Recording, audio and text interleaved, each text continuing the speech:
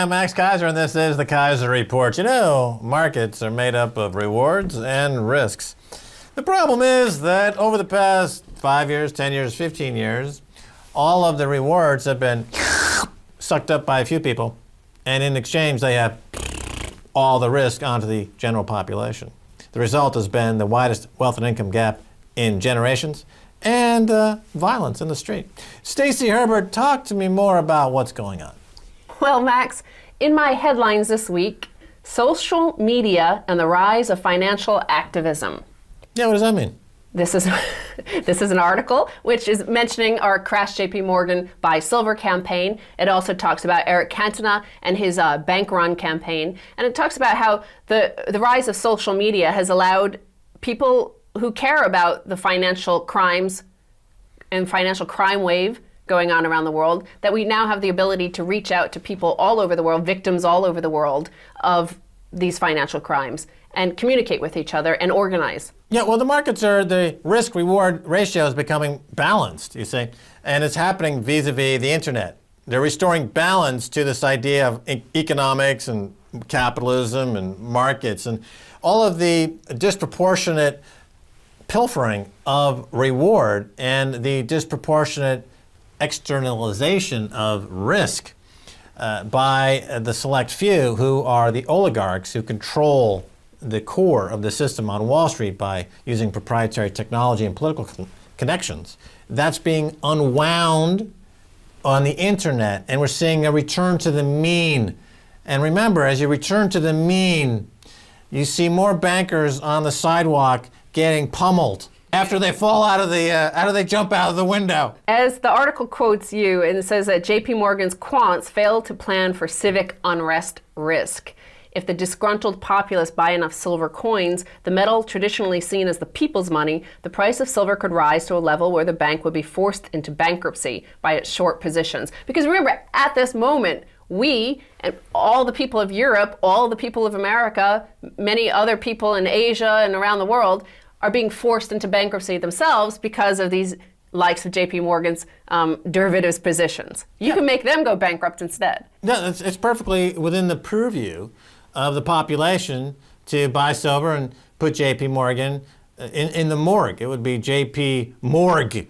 And let me point out something about the short position. There's a lot of scuttlebutt on the web talking about the contracts, COMEX contracts, and the open interest on these contracts and what this infers in terms of the silver supply and how this relates to the net short position on JP Morgan's books. But let me add that you also have to look at the reports coming out of the Bank of International Settlements. And they cover the total global derivatives market, including items on the BIS's reports that point to precious metal shorts, of which there are close to 200 billion worth of these shorts.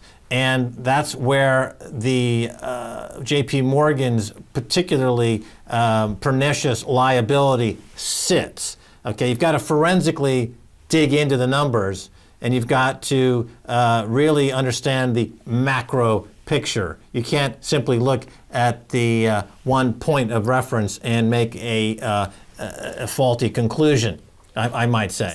Well, I want to look at some other financial activists, or at least people who use the internet, social media, in a way to communicate to people truth or facts that are being hidden by the likes of JP Morgan or the Federal Reserve Bank of America or the European Central Bank or the Irish government.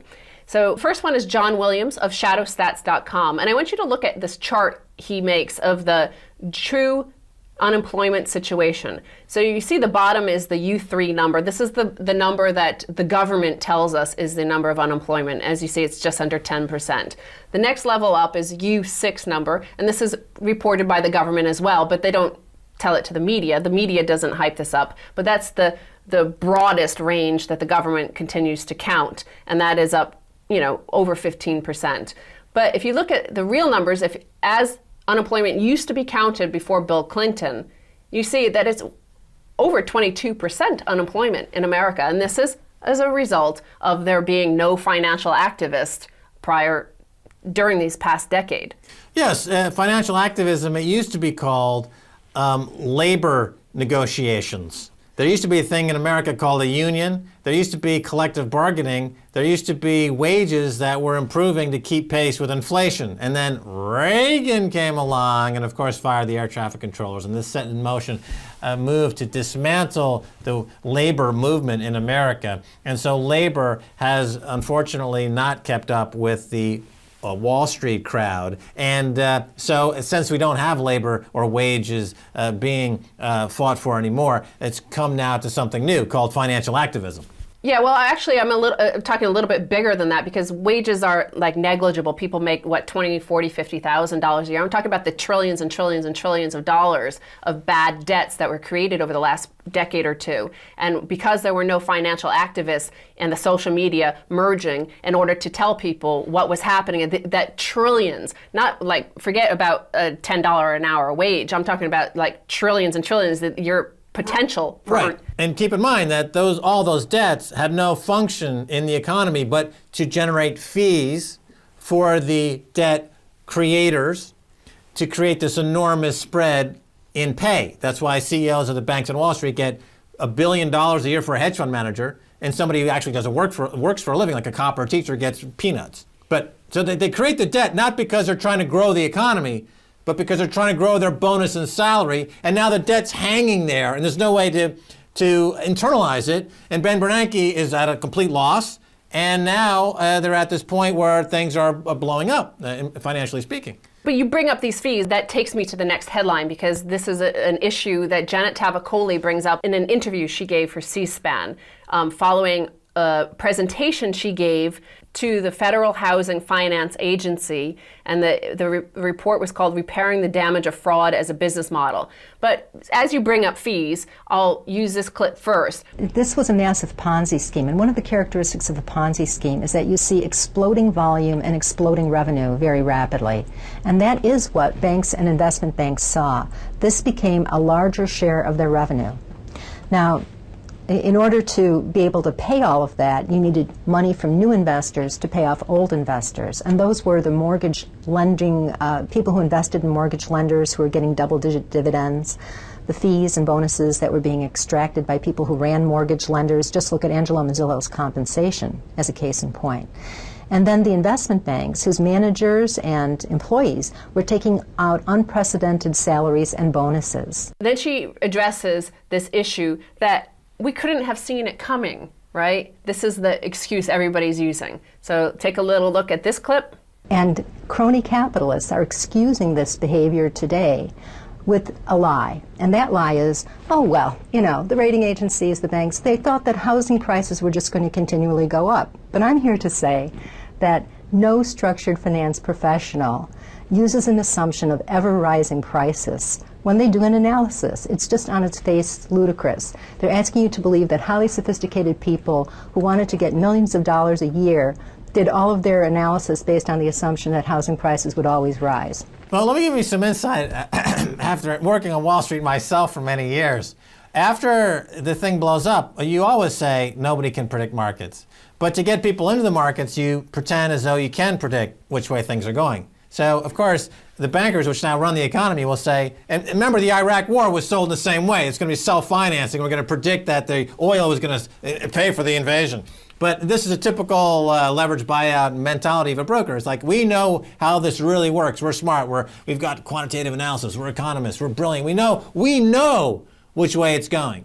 Now, 99% of the time it blows up, and then 99% of the time the excuse is always, well, we never saw it coming. How would we know? I never knew. You put all these dynamite into the financial system and it blows up. Who would have guessed? You looking at me? Why are you looking at me? How would I know? I didn't know nothing. Well, of all these, we couldn't have seen it coming. There was one guy who stood out above all others. He was the one that walked on water. Oh, His Majesty Jamie Dimon.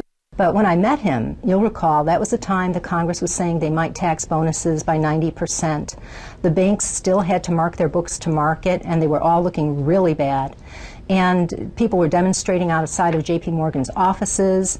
When I met with Jamie, he looked like he was falling apart. He was just a basket case. He kept repeating himself several times during that meeting. He said, God, if we have to have, 4 people in my office, that's what we're going to do. He was worried about the survival of his bank.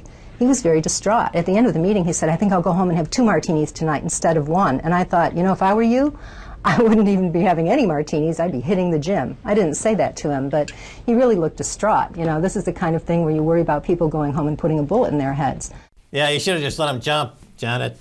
Hello, Splat. Oh, there goes another banker. Hey, but this is why I understand actually Warren Buffett bought into Fruit of the Loom, which is an underwear manufacturer, because Jamie Dimon has had to change his underwear like every 5 minutes. That's what inspired him to invest in it.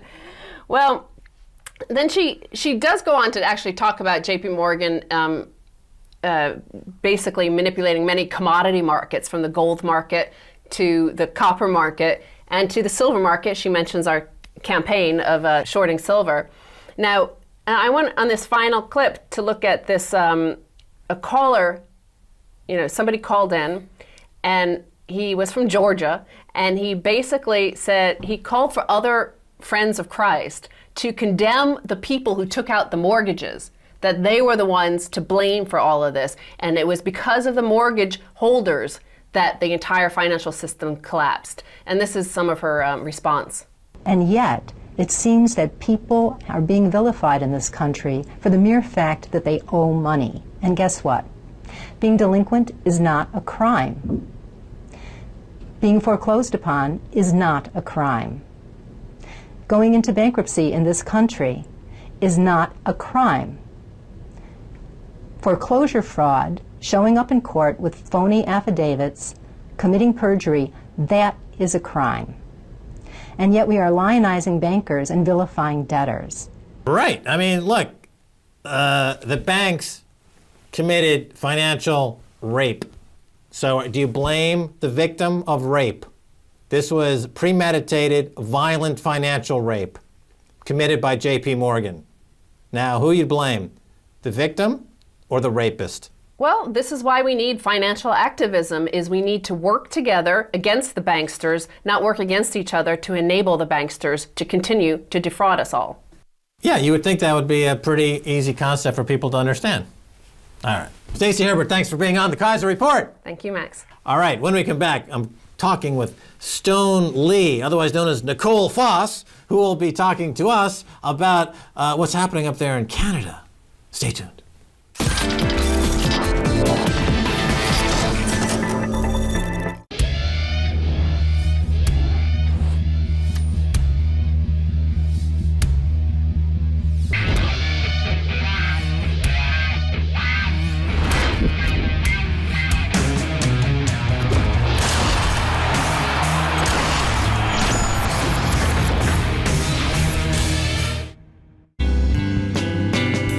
Observe nature and discover its beauty.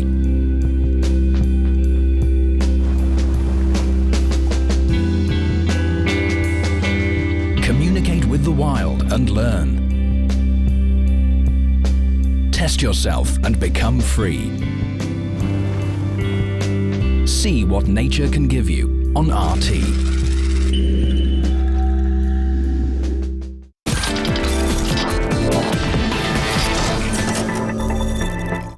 All right, welcome back to the Keiser Report. Not a week goes by when I don't get an email from one of you. An email address, by the way, is keiserreport@rttv.ru.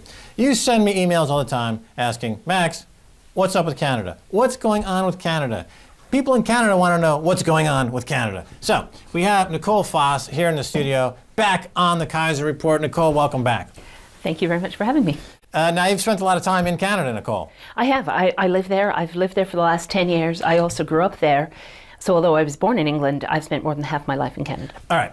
Now, a couple of questions. First of all, the Canadian banks are viewed as rock solid, and they did not have the kind of problems that other banks around the world have had during this subprime meltdown. They had a big reform movement not too long ago, and I guess this set the stage for having a lot better sound policies in place. Are these banks as bulletproof as we are led to believe? Not at all. There are not that many of them. There has been a lot of consolidation, but there are not that many. They're not highly liquid.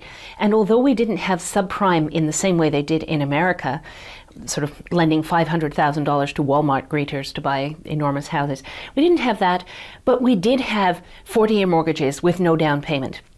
These were the people who were driving marginal prices in red-hot markets like Vancouver. Even now, although we don't have that anymore, we have 35-year mortgages with 5% down, which is still a pretty extreme situation from the point of view of offering credit. The average house price in Vancouver is over $1 million. So basically, when that bubble bursts, that is going to have tremendous consequences for the Canadian banking system. Okay, so this housing market in Canada is still, at the moment, you could characterize it as being on the upswing. It's peaking at the moment, I would argue. You're saying this Canadian housing market is peaking. And in spots like Vancouver with $1 million shacks, clearly, and the mania. You see signs of the mania. If people in Canada watching this right now are coughing up a lung. They're saying, how dare you suggest that this market's in a bubble? Don't you understand we're Canadian? And the kind of mentality you see, is that, this is what I gather. Are you noticing this as well, this kind of entrenched mentality? Absolutely. This is the psychology of a bubble. When you're in a bubble, you can't see it for what it is. So I find talking to people about real estate in Canada is like talking to Americans in 2006. There's this tremendous sense of denial. And in Canada, there's this real sense that we're special, we're an energy superpower, our banks are fine, these are other people's problems.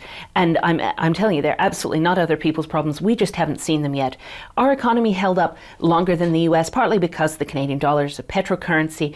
And so we had a lot of support from the oil industry into the end of 2008. But nevertheless, we are in a massive bubble right now, and there is going to be an enormous comeuppance. Canadians are terribly in debt, more so than anyone else in the world, really, in terms of level of personal debt. People pay 50% of their income on average for mortgage costs. In places like Vancouver, it would be 70%. That is a very substantial fraction of income. And this is absolutely a bubble, not just in red-hot places like Vancouver, but, I mean, St. John's, Newfoundland, where there's the oil industry offshore, or Saskatoon, Saskatchewan. These are places that never had any money at all, but the prices have absolutely skyrocketed. They've just seen parabolic increases, and this is absolutely characteristic of a bubble. Now, the banks, it seems, let me get your take on this. It seems that because the banking system in Canada, it did go through a crisis recently, and they reformed the system. And they did offer a lot of consolidation. There's really a monopoly in the Canadian banking system. They're allowed to, for example, it's not very competitive. So the fees one is in charge in the Canadian banking system are quite high, and this gives them a pretty strong revenue base. But so what I'm getting from you is that the crisis, the global crisis, the global real estate meltdown, it's deferred in Canada. They didn't escape it. It's just been deferred. Yeah, we are going to be playing catch up to the downside in the fairly near future, I would think. And what we've already seen in the United States and a lot of parts of Europe, most notably Ireland, these dynamics are absolutely coming to Canada. It's just a question of when. I don't think it will be that long. The banking system, apart from its exposure to real estate, and there's also a tremendous commercial real estate problem. Commercial real estate, we haven't seen that fall even in the United States yet. It is absolutely coming. Canadian banks have also acted as reinsurers in the derivatives market for a number of extremely risky things. So I think we're going to see that in a number of cases, the buck stops with a Canadian bank, and we haven't seen the collapse that is coming in the derivatives market yet. We're still in the extend and percent phase where we haven't seen price discovery and mark to market. It is coming, and when it does, it is going to knock out the sports from under Canadian banks just as much as it will other banks. Okay, so by, let's say, peak to trough, Canadian real estate, top to bottom, what's your prognosis there? How much of a collapse are you talking about? Well, I imagine real estate falling, and people will think this is extreme, by about 90% on average, which is a very large number. I do that for cutaway shots. Later in post-production, you see me doing this a lot. It's a cheap effect, I guess. You see, it's all very exciting. So, a 90%. Yes, and 90%, the way you get to a 90% fall in real estate prices is, imagine a credit collapse, which is where we're going. We're moving to a deflationary credit collapse. So your pool of buyers ends up being the people who can buy a property for cash, do not need to borrow money to do this, and who choose to use incredibly scarce cash for that purpose at that time. That pool of buyers will be extremely small, and so you can get enormous price collapses when you simply undercut price support at anything remotely like current levels. Okay, so the only holdout so far in this global real estate nightmare, you've got Canada. I guess Australia is still, frothy, much to Steve Keen's consternation. But okay, Canada. The other is the banking system is the economy as reliant on what Dr. Michael Hudson calls the fire economy? Finance, insurance, and real estate. Is a lot of the GDP based on all of the services and all the financing and all of that coming into it? So we see that whole domino effect. Once the real estate prices start to collapse, you see all the jobs in the mortgage service area, the real estate, all this. It's a big domino thing. This is yet to come, and it's a similar situation, and we're going to see it in Canada. Absolutely. 20% of GDP is to do with home construction. 20% of GDP home construction. I don't have the figures in my head for it's insurance a big swack. and financial services, but it is going to be absolutely massive. And this is a huge overexposure to the very things that are at the center of this financial crisis. So absolutely Canada is going to suffer in the same way that everybody else does with the collapse of finance and insurance and real estate. We do have a fairly large manufacturing economy, but everything we manufacture, 80% of everything we manufacture, we sell to America. Right. So when Americans can no longer afford to buy our goods, our manufacturing sector is going to take a massive hit, as we've already seen with the auto industry, and that is not finished yet, by the way. This is still in the fairly early stages of collapse. Okay. Canadian dollar supported in large part due to oil. You refer to it just as a petrocurrency. And we've got huge oil reserves in the form of the tar sands or oil sands around that. Alberta, I guess, is concentrated in that area. A couple of questions. Number one, is it cost effective? And is the loss of the U.S. export market a negative? And is this going to be enough to offset all the other economic problems? And therefore, is the Canadian dollar, is it also vulnerable? The Canadian dollar is going to be vulnerable for a couple of reasons. The US dollar should show significant strength on the deflation of dollar-denominated debt, which will create demand for dollars. Right. So I think as the US dollar shows significant strength, the Canadian dollar will weaken in comparison, partly because of the dynamics for the US dollar, but also because of a fall in oil prices.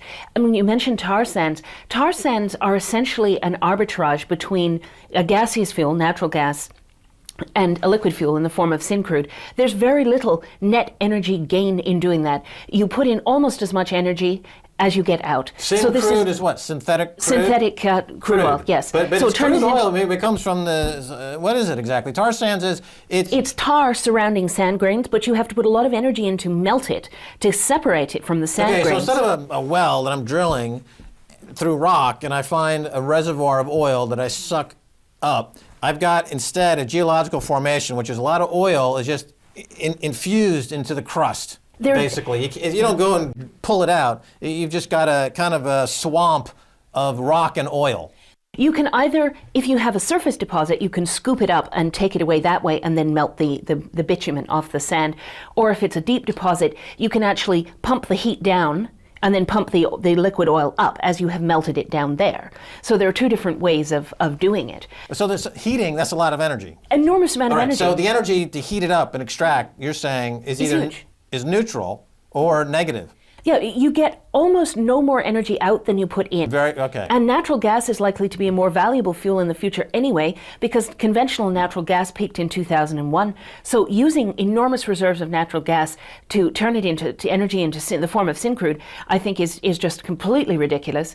And of course you destroy northern Alberta in the process, and you have an incredibly water-dependent process going on in a very water-constrained environment where it could be oil sands at the expense of farming or ranching or even people living in some of these areas. The water constraints could be so significant. Right, that is huge. The water required to process. But we're seeing with global warming, which some like to deny exists, man-made global warming, that of course even the supply of water around the world is becoming scarce. Yes, I mean, as you get the melting of the glaciers, you could actually lose the source for some of these rivers. So what is now a water-constrained area could become a drastically more water-constrained area. And what you do with tar sands, you create these massive tailing ponds that are so toxic that birds that land on them never take off again. What happened in Canada? It seems like a geological wasteland suddenly. I mean, I think a lot of people didn't realize that over the past 20 years, Canada's gone from being kind of a hippie-free zone to being a quasi-military gulag. Well, I wouldn't call Is that an exaggeration? A bit, yes. I don't see its military being a particularly significant factor pretty much anywhere in the world. But it has moved away from a sense of, well, public service certainly, but also the environmentalism that people once tended to associate with Canada. Right. The kind of things that are going on in the energy sector out west are really quite horrendous. Fracking chemicals that end up in the groundwater, so you end up with so much in the way of chemicals and methane in the groundwater that people can set their well water on fire in places in Alberta. There's a lot of exploration for coal bed methane in BC. We've already seen occasionally pipelines for coal bed methane get blown up by people who seriously object to them, which is not the sort of thing you associate with Canada. But I think there's a lot more of that coming in the future. How's the maple sugar? Is it still edible? I don't eat sugar, so I don't know. Well, anyway, Nicole Foss, we have to cut it off there, actually. A special Canada special here on the Keiser Report with Nicole Foss. And what's your website, by the way? Let everyone know who wants to send you their opinion about your opinion about what's happening in Canada. Please tell them where they can direct their attention. Not at me. I'm just, a guy in the middle. The website is called The Automatic Earth, which is at theautomaticearth, all one word, .blogspot.com. We have a comment section. It's at the very bottom of the page, so you have to scroll down through what will be a very long post. Just go to the very bottom of the page. There's a link that says post a comment, so you can do that if you choose to do that. All right, super. Well, Nicole Foss, thanks again for being on the Keiser Report. You're very welcome. All right, and that's going to do it for this edition of the Keiser Report with me, Max Keiser, and Stacy Herbert. And I want to thank my guest, Nicole Foss of the Automatic Earth. If you want to send me an email, please do so at keiserreport@rttv.ru. Until next time, this is Max Keiser saying bye, y'all.